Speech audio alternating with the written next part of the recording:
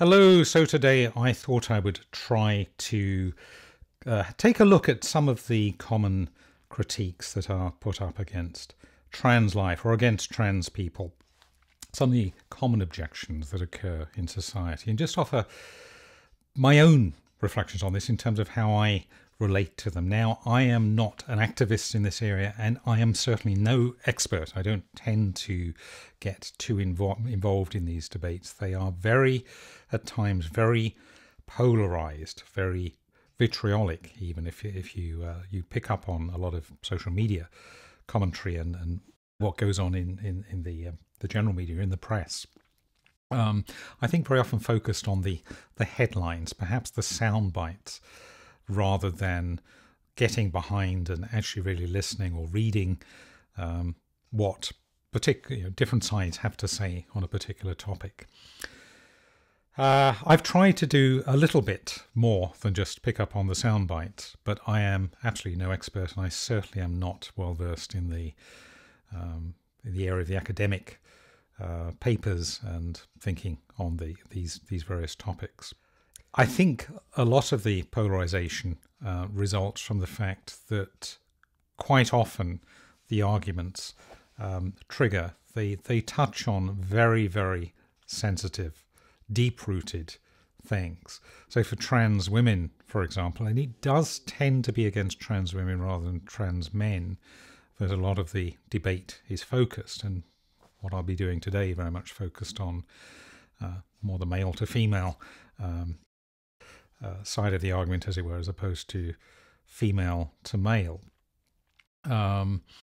is existential, essentially, that when their identity, a trans woman's identity as a woman, is being challenged, they are being accused of being men, they are accused of being imposters, of fantasists or whatever, or kind of blanked altogether or insulted. That is clearly something that is going to be very offensive to a lot of people.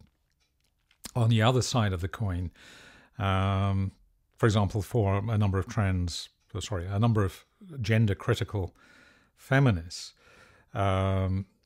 issues such as predatory males who've abused the ability to self-identify in a number of cases.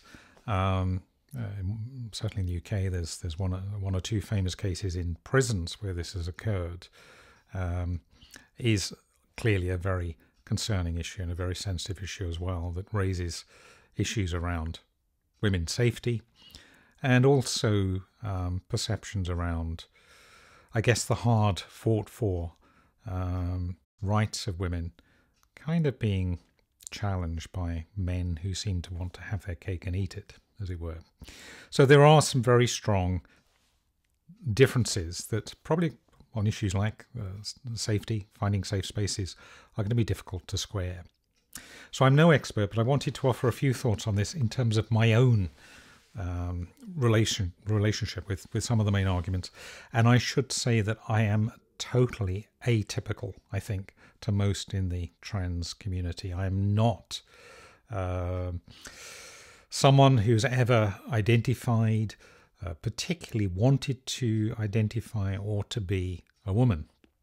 I identify as being gender fluid, which I know in itself is a problem for some people. But I don't pretend that I could ever understand or experience, of course, biologically I could never do that, what someone assigned female at birth would experience.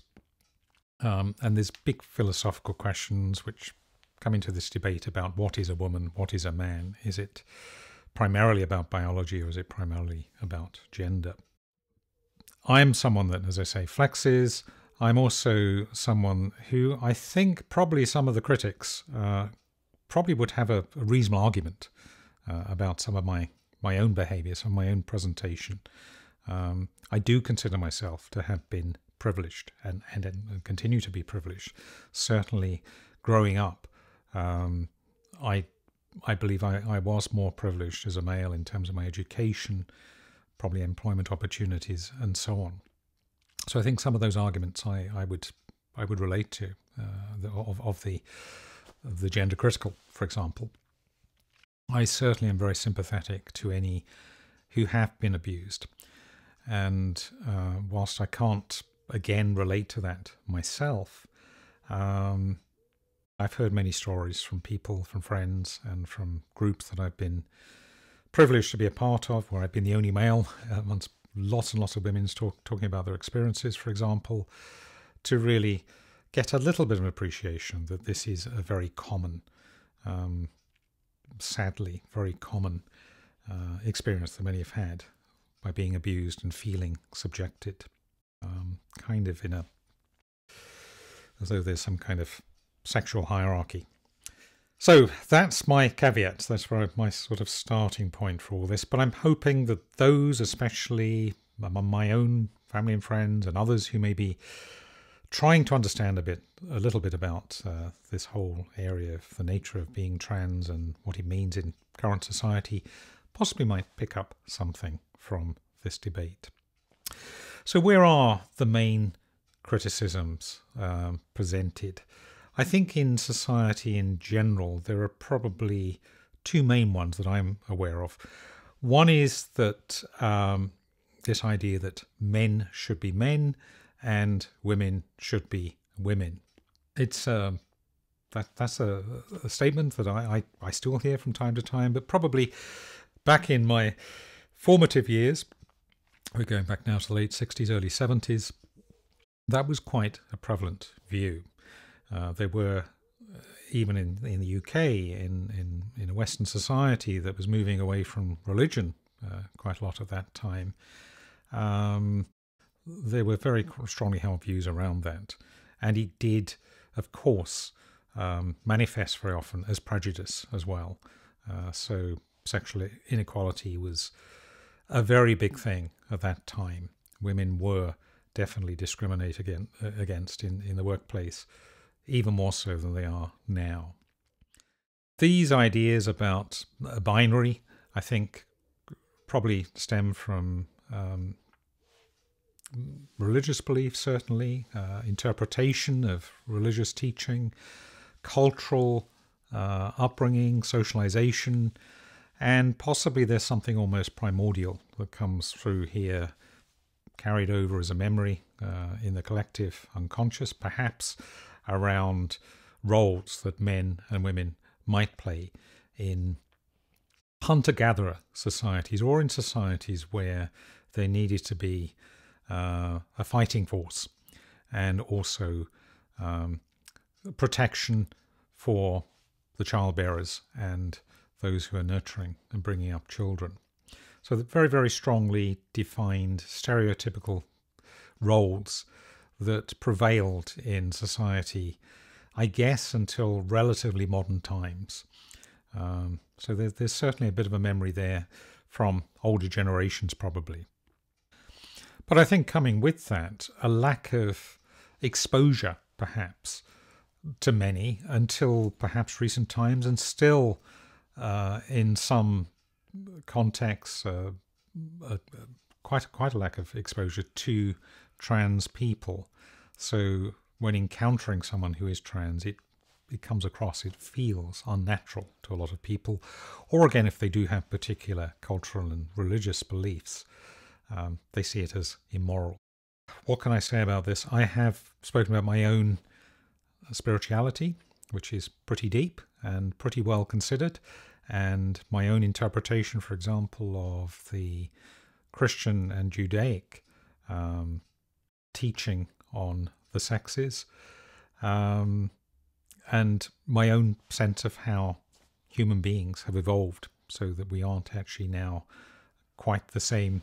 We don't have to perform quite the same roles that we did of old. There's another common argument that perhaps presents itself as well, and again, this is a tricky one, which I have a lot of sympathy for, and that is that a lot of young men, particularly, are not being prepared well enough to take on adulthood. There aren't the kinds of rites of passage that there might have been in older generations. women going through, or girls going through puberty, young women, probably because of the biological change that's going on for them, do experience more of, let's call it a rite of passage, this awakening to adulthood.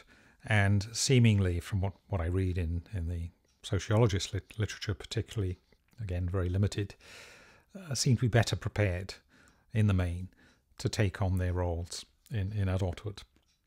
So there is this concern about men perhaps not having suitable role models, male, masculine role models, being ill-prepared when they come into adulthood to be husbands, to be parents, and in many cases in relationships, expecting their wives or their girlfriends essentially to take on the role of a mother figure. Now, I don't know how prevalent this is, but I sense it is an issue. And I don't know what the answer is. I don't know what a suitable male or masculine role model is, what role elders can play in this in terms of helping younger people, younger men in this case, to mature and to be better prepared for taking on adulthood. But I can understand that if there is perhaps more flexibility now in terms of how individuals, young people, express their gender, greater tolerance of that, perhaps what some would see as effeminacy or a tendency towards that, those that are concerned about this issue might have a reasonable argument about this. I don't personally think it's quite so straightforward, and just because you are trans, in my experience, doesn't necessarily mean that you're going to be ill-prepared as an adult. There's all sorts of other things that come into play. But it is nonetheless one of the arguments out there, not to be dismissed, I think. Now, probably most of the media coverage, which has been very, very lively in the UK in recent years, particularly because of legislation that was being proposed in the UK and more recently has come into force in Scotland, and some quite prominent critiques. J.K. Rowling, for example, is one of the better known, and also an interest in the media. It is some of the arguments that the so-called gender-critical feminists put out that are particularly interesting, I think, to try and understand and get behind a little bit. And again, these are subjects that need a lot of detailed exploring and really listening to both sides, really tuning in and trying to understand and trying to imagine the perspectives as best possible, the different perspectives. There is a view amongst certain gender-critical feminists, as they're called, and as I understand it, they are themselves quite a minority among all feminists, although still not insignificant in terms of numbers, and certainly not in terms of the strength of their voice. There is this view that people like me, who flex their gender, want their cake and eat it. We have male privilege, and at the same time we can put on some garb and pretend to be women, essentially. And for whatever, whether it's just through for fantasy or play or for some perceived advantage, we have the option, the freedom to do that. I think that's a fair argument in many ways. I do not deny that I have had privilege, and I am free to express myself across, as it were, the gender divide, and to play with clothes and so on. I'm doing that. Of course, my motivation, as I've said before on this channel, is to allow my self-expression, to allow deep feelings within which are would otherwise be suppressed to come out. I'm not doing it at all, consciously, certainly, to parody women or to be offensive to anybody else. It is all about my own freedom of expression. But certainly I recognize that I have that freedom. I do have that privilege. So there is, I think, some validity in that argument. What about this thing about presenting a caricature, which, in parodying women, and perhaps particularly emphasizing, I guess if you're taking to an extreme, this is what some drag queen caricatures will do. The idea is about presentations of so-called beauty and all of the kind of adornments that women wear and women take on in their view and so on. And parody itself then being demeaning to women and objectifying them in terms of presentation. Again, I think I can understand that argument, and possibly there are some who do parody deliberately, maybe in entertainment particularly. Maybe some of the drag queens do that. I don't think most do, but they're taking on a larger-than-life character. But possibly there are some that are, actually trying to be, to sort of poke fun, as it were, at how women, their mannerisms, how they speak, how they present, and so on. I guess that happens in society, that mirrors are put up against all sorts of people. I think there are, to an extent, it probably is something that has to be tolerated, because it starts to feed in, I think, into this, what is freedom of expression, freedom of speech, the ability to make jokes, to hold opinions, versus being offensive, insulting to other people, and actually potentially really causing them deep harm. I think it's a very difficult line to know when that is crossed. But I don't think that banning, as it were, completely caricature, parody, is the way to go in society. I think some education around the sensitivities probably is needed. I don't, as I've said, see myself as parodying women, even though a lot of what I do, a lot of what I play with, particularly the Transformation Tuesday things, is just exploring all sorts of different things, and quite often that is picking up on models that I see in the entertainment area, in terms of, well, it's a bit like looking at a women's magazine almost, and picking out your fashion model in terms of trying out different styles and so on.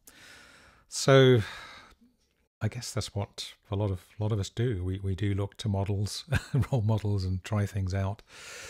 With those transformations, some of them work, some of them don't. I'm just trying to explore, playing almost like an actor with them, really, and seeing what emotion is channeled by putting on those characters. And in my presentations, is it the case that I am trying to portray my own false ideas of what women are, in terms of how they present themselves, or perhaps men expect them to present for their own advantage? So needing to appear or conform to some image of beauty, however we define that, and being very concerned perhaps about personal grooming and so on. I guess what I'm doing is I am trying to portray a whole range of expressions of women's identity, to feel into that as I see it represented in my own society. I'm not definitely setting out to parody or to have any kind of statement of demeaning women. It's by playing with these images that I can learn something, discover something for myself. And some I feel very uncomfortable with. There are some which perhaps actually can bring me a sense of feeling that I'm kind of exploiting myself, prostituting myself, that I'm conforming to some image to please others, as it were, even though this is being done in a very restricted way. But no, it's definitely not my objective to caricature or to demean. That's certainly not what I'm trying to do here. But I understand, as I say, still why some would form that particular view. Self-identification has been quite a big issue.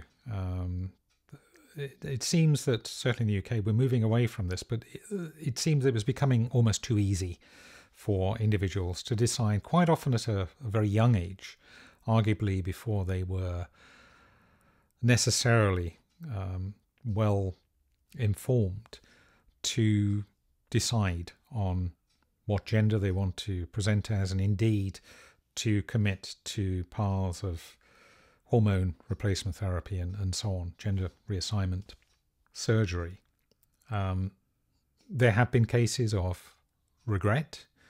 There have seemingly been quite a valid criticism around the speed at which individuals might have been referred on to those paths at perhaps quite an early stage in their lives. And the whole issue around how easy or not it is to self-identify and swap one way or the other is problematic, I think. But certainly that is another concern that comes out. I think that regulation, certainly in the UK, is beginning to tighten around that, and lessons are being learned from, as it were, the mistakes, the rush towards a medical response to something that might have really needed deeper understanding, and maybe there's some psychological issues there that are going on. In the case of gender reassignment surgery, some of the gender-critical feminists argue correctly, I believe, that surgery can't reproduce female chromosomes or a life history. Therefore, for those that hold to the view that a man and a woman is essentially something that is a binary and is biologically defined as opposed to being about gender or feeling, would potentially see that those who attempt to cross this line are doing something which is unnatural, aberrant, and they cannot be women in terms of their own definition. Now, I don't know a lot about the X and Y chromosome combinations, how many there are, but seemingly there are quite a few variations beyond the XXXY split that usually determines male and female. But I do believe that even with these different combinations, there is, for most people, a tendency that for the primary sexual organs to either develop as testes or as ovaries. And so if you want to take a purely biological point of view, with the possible exception, well, maybe there are other exceptions, but a very obvious exception of those who are born intersex, in other words, with ambiguous genitalia. If that's your argument, yeah, probably the science supports you. I personally believe that gender is relevant. It is, yes, a social construct, but it is very much about creating identity, about the ego narrative, how that develops, about how we find our place and navigate our way in society. And it's very important in terms of expressing what we are feeling deep within. The kind of immaterial, spiritual, I would call it, energies, whether we can distinguish those as masculine and or feminine. And for those of us who gender flux, there seems to be quite a mix of energies going on that need expression at different times, and quite how you define masculine and feminine beyond the usual sorts of labels, the kind of behaviors associated with those, isn't terribly straightforward either. I don't think necessarily we're going to, as a society, be able to agree a universal definition for what those are. But still, they are real powers that motivate and drive each of us. And for me, much, much more so than dress and putting on makeup and all the rest of it, which actually to some extent I don't even like. It's kind of a means to an end, really. It's seeing myself and having a mind that I have, that I'm presenting in a particular way that matters, that allows the expression, allows the feeling to express itself. It's not particularly about playing at being a particular person. Feminists in general, and I would totally agree with them on this point, have seen women as being historically prejudiced against, that almost there is this kind of hierarchy between men and women. Happily, there has been some change, I think, in my lifetime. Certainly compared to several decades ago, we seem to have moved forward in some areas, and in the workplace, for example, in terms of legislation. But for sure, there are still very many glass walls and glass ceilings. It's also the case, of course, that all women, I'm sure, face daily catcalls and are objectified in ways that those of us who grew up in a male body cannot understand or in any way appreciate. And I think in society in general, quite often still a belief that it's somehow better to be male than female. This hangover of the patriarchy is still very strong. I don't hold to that myself. I absolutely hate it. I wish there was total equality. But obviously those who kind of have felt themselves subjugated, particularly having limited opportunities, that has been their lived experience growing up as those assigned female at birth. It's understandable why some would say, well, those of us who've had the privilege of growing up male and then at some point make that decision, which probably has been there for very many years, of course, to transition, that even in making that decision, we have privilege. And as I say, I wish we didn't have a hierarchy. It suggests to me that if we do, there's something humiliating about what I do as a trans person. It's humiliating for me to stop being a man and cross the line to being a woman. And I don't like that either. So whilst some of the gender critical feminists might be critical of me, in a sense, I'm sort of coming from that same viewpoint, really. So there's quite a mix of things going on here in terms of the arguments against trans people's, let's call them, rights to be regarded as women, as it were, on the same terms as those assigned female at birth. At some extremes, trans people are dehumanized. They're thought not to exist. They're thought to be psychologically ill, that it's unnatural. There are the social and moral issues around religion and so on.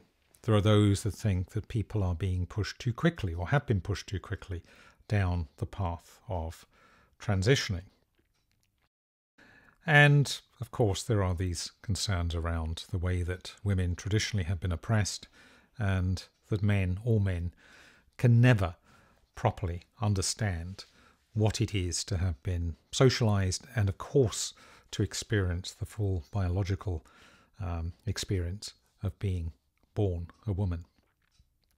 As I say, I have quite a lot of sympathy on both sides. There are some other arguments that are put out, and we're sort of moving away a little bit from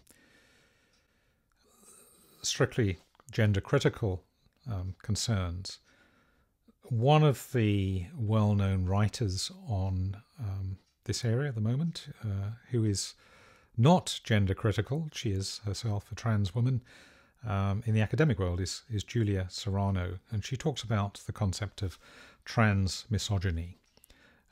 This is oppression that is experienced by trans women, where feminine expressions are ridiculed in comparison to male expression and interests. And again, this comes back to this idea that maleness and masculinity is in some way superior to femaleness and femininity, and that effeminacy should be stamped out.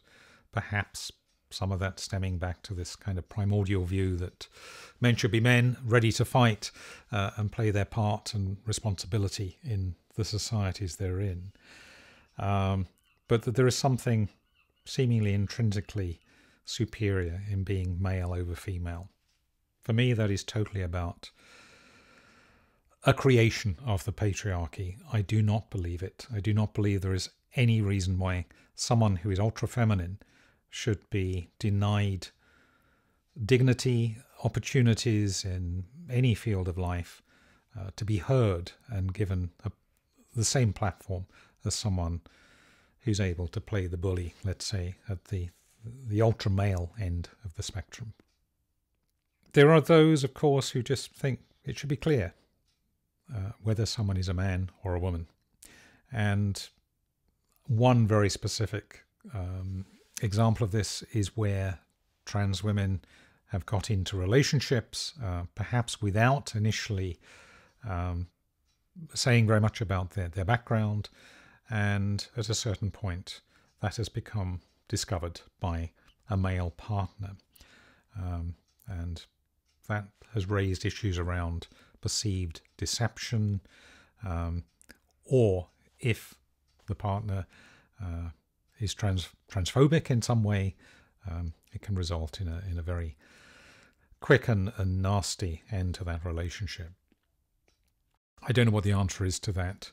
I guess each individual's case is different, but that would be another example where there is this question, this almost philosophical question, if you like. Should it be clear what we are, man, woman, or trans? Perhaps as a third category, which is, of course, the way it works in a number of societies outside of my own. The idea of the third gender being esteemed in many indigenous cultures, for example. One area of criticism that I do not understand very much, so I probably will say very little on this, is the way that some gay people react to trans people. One argument I have heard is that some gays believe that trans people are themselves gay, but they just can't admit it. So in a sense, they are denying something they should be proud about. They are, as it were, letting the side down. Now, I personally don't agree with this point of view. I think that sexual orientation is something very, very different to gender expression and a sense of whether we feel masculine or feminine. And indeed, where cross-dressers are concerned, as I understand it, survey after survey shows that most identify as being heterosexual. They have no gay interest at all. So I'm not sure that this argument holds up, but it is one that is there. There's also a view amongst, again, this is some of the gender critical feminists, as I understand it, that trans women present themselves or can present themselves as lesbians. So when they transition and they continue to want relationship with women, and perhaps because some of the arguments about, well, you are not a woman, you are a man who has transitioned, if that was your view as a gender critical person, they are not seen as lesbian. Again, that's going to be a difficult one to square because there's two very different points of view on that one. And of course, the trans woman desperately wants to be seen and identifies as a woman. Yeah. But I've also heard that in some of the history of the LGBT movement, sometimes the T bit, in terms of inclusion and representation, in terms of leadership in some of the main groups, has not been particularly high. And some of what I've read has suggested that's because there's been a largely cis, white, male, gay leadership. And as gay people particularly have made great inroads with a lot of hard work and a lot of battling and a lot of suffering over the years in society, the pink power, as it were, has really come into force. Some have suggested that inclusion of trans in their number potentially has endangered that because of, I guess, the level of trans acceptance in society. I don't really know about that. It does seem a bit of a weak argument to me. Really need to look into the data to understand that. But that's an argument I've heard, so I'm just putting that out there.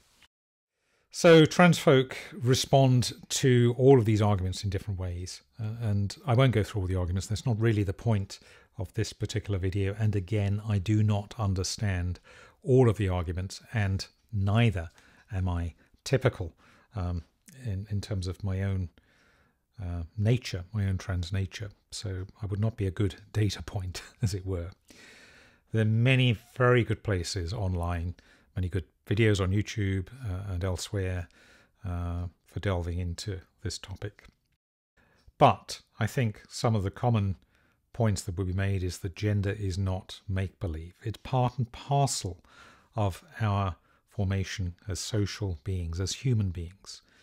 And masculinity and femininity are not constrained, or cannot be constrained in the view of most trans people and my own, to our physical bodies, our biology. Rather, there are energies which are constantly in a dance and present to a greater or lesser extent in all of us. It's also true to say that growing up trans is never easy. So whilst I've spoken about male privilege, I've been through a lot of hell in the past as well. I have taken criticism. There is a risk always in presenting online, or certainly out in public, in a female mode, of being insulted, of being demeaned. And quite apart from that, it has been hell suppressing, not being able or feeling ready and able to come out to people through fear of my own valued relationships being damaged in some way. That was my experience in the past, which happily I've moved on from, but continues very much to be the experience of most trans people. Those that transition, even those perhaps at quite a young age, who may have been moved down that path quite quickly, I believe that that is never going to be a decision that is taken lightly, just to take advantage of the perceived benefits of being female or presenting as female. It's something that has to be driven by a very deep motivation and as a result of long-standing and really very well tested inquiry into your own nature. Gender dysphoria is a serious condition. I can certainly vouch for that myself. Often very distressing, and if it's ignored or if it's poo-pooed, not taken seriously, it can lead to very serious depression and worse for those of us who suffer. So I have a lot of sympathy about the issue around safe women's spaces, the very sad incidents of predatory males, and it's true, sadly, that one case in a prison, for example, of a predatory male taking advantage of supposed self-identification as a woman and wanting to go into that prison, but it's not the way of most trans people. I think probably the most trans women would accept that they can never be fully women in the sense that those assigned female at birth that go through all the life cycle, through pregnancy and so on, and who've been socialized as women from birth can experience. They are motivated by how they feel and identify and feel they need to express themselves to fit into a role where they can be comfortable with their lives. So these are just a few of the common arguments that are criticised, some of the popular themes at the moment around the trans debate. It's a big social issue and will continue to be, I believe. As I say, I'm no expert in any of this, and I'm sure that I will have missed some of the other key arguments that are out there. As I said, I am not myself typical. I'm atypical among the trans community. And so many of my reflections are not going to be the ones that you would hear from other trans people. I would hate to see myself as being parodying or in some way demeaning women. That's not why I do what I do. And in reality, I don't have a huge interest in a lot of the things that perhaps would be under this category of grass is always greener. So being able to be very glamorous and all the rest of it. It is for me about that energy expression. And were I able to embody a female form as if by magic, I don't think I would need any of the outer adornments or dress to feel comfortable in expressing that in my mind's eye. Whilst I've faced a certain level of pressure and offence, it is nothing compared with those many in the trans community who live in perhaps less liberal society than I do, those that go through transition. And there are sadly many who have been very badly bullied and attacked and even killed for being who they are. Yet if we are fortunate enough to enjoy privilege and freedom and don't set out to undermine or harm others, nor deny them their rights to safety and freedom, even someone like me that has enjoyed privilege, still does enjoy privilege and freedom, why should that be taken away? In an ideal world, in a world that I would like to see, we would all have freedom. We would all have equal opportunity and equal privileges. So I guess my desire, my appeal is if you find yourself on one side of the argument, do try a little to listen in more detail, just to give a real listening ear to try and understand the other point of view. Don't just go on a headline or a couple of sentences written on Twitter or whatever. Do try and really understand this issue. It's only really by listening to each other and perhaps coming to a point where we can tolerate, put up with others' points of view, even if we don't necessarily agree with them. But when we can recognise, hopefully, that they're not setting out in the main to attack us, to undermine us, and they can respect us as well, that's where we can live in a much more compassionate society. That would be my big appeal to those out there who are very active in this debate.